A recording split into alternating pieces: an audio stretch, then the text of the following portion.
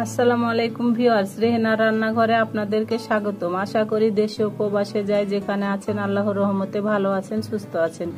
আজকে আমি আবার একটা দারুণ মজার রেসিপি নিয়ে চলে এসেছি। আজকে আমি আপনাদেরকে পাঙ্গাস মাছের মাথা ফিঁচা দিয়ে আমি আপনাদেরকে ঝিঙ্গা আর ডেঙ্গা ডাঁটা রান্না করে দেখাবো। এখানে আমি পাঙ্গাস মাছের মাথায় একটা বড় মাথা নিয়েছি। এই মাছটার ওজন ছিল প্রায় 4.5 কেজি।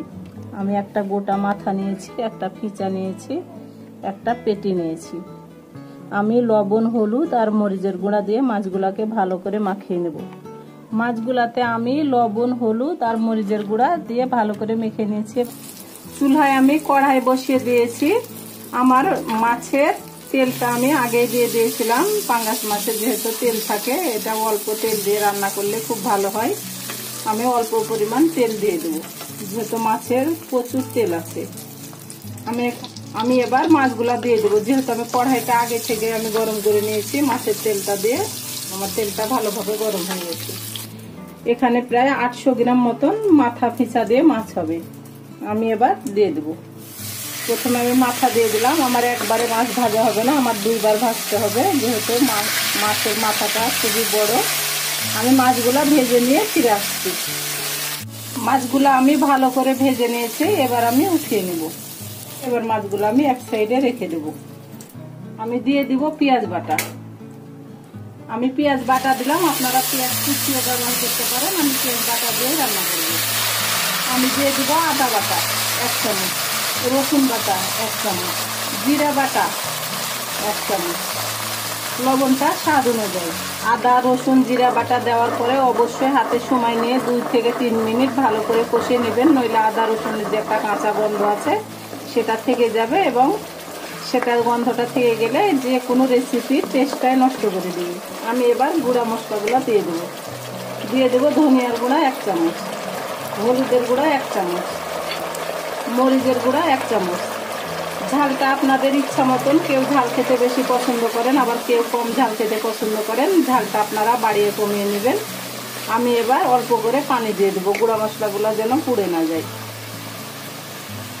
গুঁড়া মশলাগুলো দেওয়ার পরে অবশ্যই হাতে সময় নিয়ে 5 থেকে 7 মিনিট কষিয়ে নেবেন। দেখুন আমার মশলাটা তেল উপরে নিচে চলে এসেছে। যে কোনো রেসিপি মশলাটা কষানোর উপরই টেস্ট আসে। মশলাটা অবশ্যই হাতে সময় নিয়ে 5 থেকে 7 মিনিট কষিয়ে নেবেন। এখানে 1 কেজি ঝিঙ্গা আছে। ঝিঙ্গাগুলাকে আমি একটা ঝিঙ্গাকে আমি 3 ভাগ করে কেটে নিয়েছি। আপনারা চাইলে মাঝখান দিয়েও কাটতে পারেন। এই সাইজ করে কেটে নিয়েছি। আমি এবার দিয়ে দেবো ঝিঙ্গা। ডেঙ্গার ডাঁটার একটা তিতকুট গন্ধ আছে, সেজন্য ডেঙ্গার ডাঁটাটা ভালো করে ছিলে পরিষ্কার করে ধুয়ে 1 চিমটি হলুদের গুঁড়া দিয়ে ভাপিয়ে পানিটা ফেলে দিতে হবে। তাহলে ডেঙ্গার ডাঁটার যে একটা তিতকুট গন্ধ আছে সেটা চলে যাবে এবং খেতেও মজা লাগবে। আমি এখানে দিয়ে দিলাম ডেঙ্গার ডাঁটা। আমি এবার ঢাকনা দিয়ে ঢেকে এটা নরম হওয়ার পরে আমি ফিরে আসছি। আমি প্রায় 10 মিনিট আমি এভাবে রান্না করে নেব। 10 মিনিটের মধ্যে আমি 2-3 বার নেড়ে চেড়ে দেব। 10 মিনিট পরে আমি ঢাকনাটা উঠিয়ে নিলাম। ঝিঙ্গা থেকে অনেক পানি বের হয়েছে। আমি এবার মাছগুলা দিয়ে দেবো। প্রথমে মাথা 2টা দিয়ে দেবো। একটা মাথা আমি কেটে 2 ভাগ করে নিয়েছি। এবার আমি দিয়ে দেবো ভাজা জিরার গুঁড়া 1/2 চামচ। এটা একেবারে অপশনাল, ইচ্ছা হলে দিবেন, নইলে স্কিপ করবেন, যেহেতু এখানে বাটা জিরা দেওয়া আছে, এটা না দিলেও চলবে। আমি এবার দিয়ে দেবো ফ্লেভারের জন্য 5-6টি কাঁচামরিচ। এটাতে ঝাল করবে না, এটা একটা ফ্লেভার সুন্দর করবে। আমি যেহেতু এটা তরকারি রান্না করব, আমি একটু অল্প করে ঝোল দিয়ে দেবো। আমি বেশি ঝোল দিব না, যেহেতু এখানে অনেক পানি বের হয়েছে। আমি এই মগের 1 মগ পানি দিয়ে দিলাম, প্রায় 1/2 কেজি। আমি এবার ঢাকনা দিয়ে ঢেকে একেবারে রান্না করে ফিরে আসব। আমার লবণ লাগবে না, যে কোনো রান্না করলে আমি অফ ক্যামেরাতে লবণটা চেক করে নিই। আমি এবার ঢাকনা দিয়ে ঢেকে আমি একেবারে রান্না করে ফিরে আসছি। আমি এবার ঢাকনাটা উঠিয়ে নিব। হয়ে গেছে আমার ঝিঙ্গা পাঙ্গাস মাছের মাথা ফিঁচা ডেঙ্গার ডাঁটা দিয়ে ঝোল। আমি পাঙ্গাস মাছের মাথা দিয়ে করলাম, আপনারা যে কোনো মাথা দিয়ে করতে পারেন। আমি ঝিঙ্গা ডেঙ্গার ডাঁটা দিয়ে করলাম, আপনারা যে কোনো সবজি দিয়ে করতে পারেন। আমি এবার ঢাকনা দিয়ে ঢেকে 10 মিনিট পরে আমি আপনাদেরকে পরিবেশন করে দেখাচ্ছি। গ্যাসটা অফ করে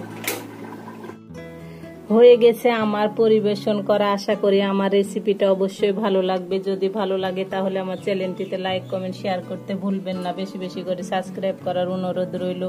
আপনারা অবশ্যই আমাকে সাপোর্ট করুন, আমার পাশে থাকুন। এই চ্যানেলটিতে সব থেকে বেশি প্রয়োজন আপনাদের সাপোর্টের। আপনারা যদি আমাকে সাপোর্ট না করেন, আমার পাশে না থাকেন, তাহলে আমি কোনোদিন এই চ্যানেলটি নিয়ে সামনে এগিয়ে যেতে পারবো না। তাহলে আজকের মতো এখানে বিদায়। আবার অন্য কোনো রেসিপি নিয়ে আসবো। সবাই ভালো থাকবেন। আল্লাহ হাফেজ।